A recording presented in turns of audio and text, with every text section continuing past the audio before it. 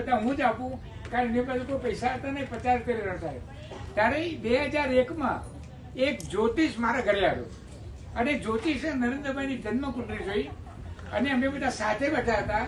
ત્યારે જ્યોતિષે કહ્યું કે 2002માં આ ગુજરાતનો મુખ્યમંત્રી બનશે.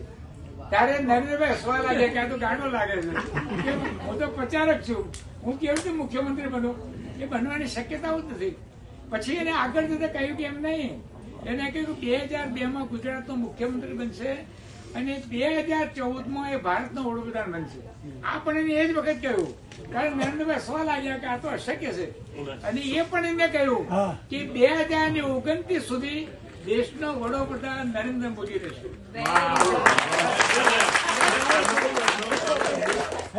એમણે જે વાત કરી ને એનો હું પોતે વિટનેસ છું. 2013માં આજ અંદરના સોફામાં અમે બે બેઠા હતા 2013માં, અને એમણે મને કીધેલું કે 14માં બનશે. ત્યારે તો હજી મોદી ગુજરાતના સીએમ હતા અને એમણે મને કીધેલું, મને હું રત્નાબેનને વિટનેસ છીએ.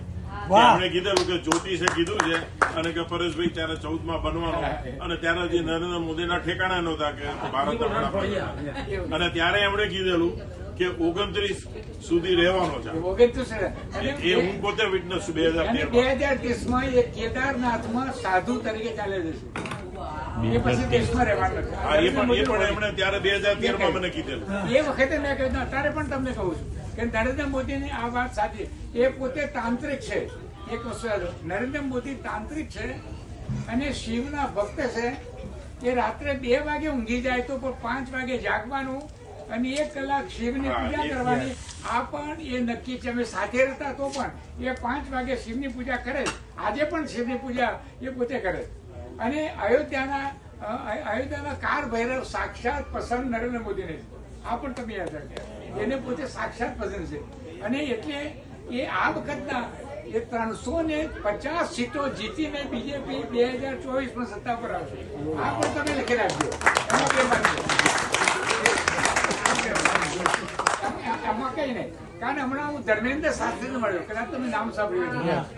હું ધર્મેન્દ્ર શાસ્ત્રીને મળવા માટે ભોપાલ ગયો. ધીરેન્દ્ર શાસ્ત્રીને મળ્યો અને ભોપાલમાં મળવા ગયો. અમે 2 જણા મળ્યા. ત્યારે એને સ્પષ્ટ કહ્યું કે મને કહ્યું મફતભાઈ આપણે અમદાવાદમાં પણ મળીશું. અમે ફરી પણ અમદાવાદમાં મળ્યા અને એને કહ્યું કે 350 સીટો આપશે. એ નિર્વિવાદ સત્ય છે. સનાતનની જે વાત કરે છે એ બિલકુલ સાચી વાત કરે છે. એને બોગસ વાત નથી. આપણે અત્યારે વૈજ્ઞાનિક જગતનું ન માનીએ પણ એ બિલકુલ સત્ય. એક 26 વર્ષનો 27 વર્ષનો યુવાન આગળ વધી રહ્યો આ દેશની અંદર પણ. એ પણ હું મળી આવ્યો, એની સાથે રહી આવ્યો અને બધી મેં જાણ્યું કે આપણે સત્ય શું છે. કારણ હું પોતે સાયકોલોજીનો પ્રોફેસર, એટલે ઘણી બાબતો હું ન પણ માનું, પણ મેં મળ્યા પછી લાગ્યું કે કેટલું આમાં તથ્ય છે અને સત્ય પણ છે. એટલે એમાં કશું ફેરફાર થવાનો નથી, આ બનવાનું છે. અને નરેન્દ્ર મોદીનું બીજું કે આ મહિનાની અંદર કોમન સિવિલ કોડ લોકસભામાં આવી રહ્યો છે. કોમન સિવિલ કોડ એનું બધું માળખું તૈયાર થઈ ગયું અને કોમન સિવિલ કોડ એ પસાર થશે અને બધા દેશનો કાયદો એક જ બનવાનો છે. મુસ્લિમો માટે અલગ કાયદો રહેવાનો નથી.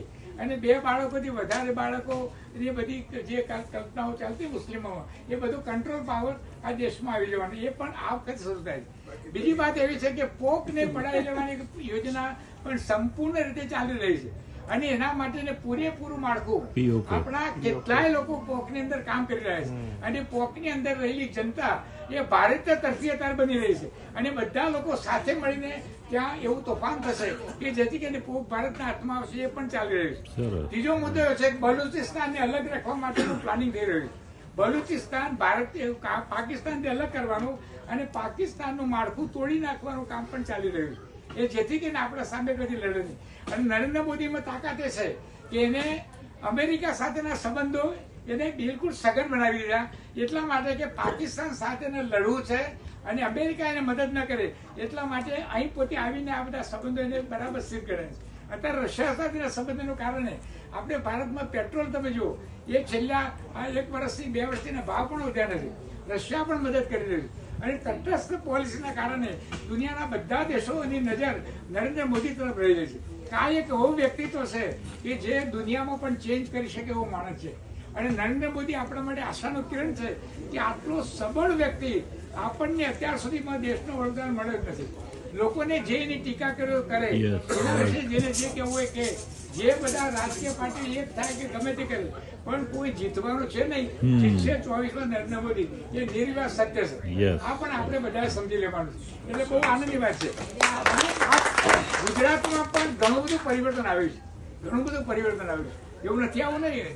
અને વિકાસની દ્રષ્ટિએ જો કેટલો બધો વિકાસ કર્યો, ચારે બાજુ વિકાસ તરફ આ લોકો વળાવે છે. નરેન્દ્ર મોદી વિકાસ પોતે આગળ વધી રહ્યા છે. અને આધ્યાત્મિક તાકાત એની પાસે હોવાના કારણે હિન્દુત્વને કોઈ નુકસાન ન થાય અને હિન્દુત્વ સંગઠિત બને એનો પાય એને પણ વ્યવસ્થિત કાર્યક્રમ સમગ્ર દેશમાં ચાલી રહ્યો છે. અને એક બાજુ જુઓ કે યોગી આદિત્યનાથને પણ હું મળેલો, ત્યાં લખનઉ ગયેલો, એમના ઘરે ગયેલો અને એમને પોતે આખા ઉત્તર પ્રદેશના બધા જ ગુંડાશાહી આતંકવાદી પ્રવૃત્તિઓ ખતમ કરી નાખી. અને આજે પણ એ કામ ચાલી રહ્યું છે, એ પોતે ચાલી રહ્યું છે. એટલે આખું ઉત્તર પ્રદેશ તમે જુઓ કે જે ગુંડાઓના હાથમાં હતું એ બધું એ યોગી આદિત્યનાથે પોતે કરી નાખ્યું.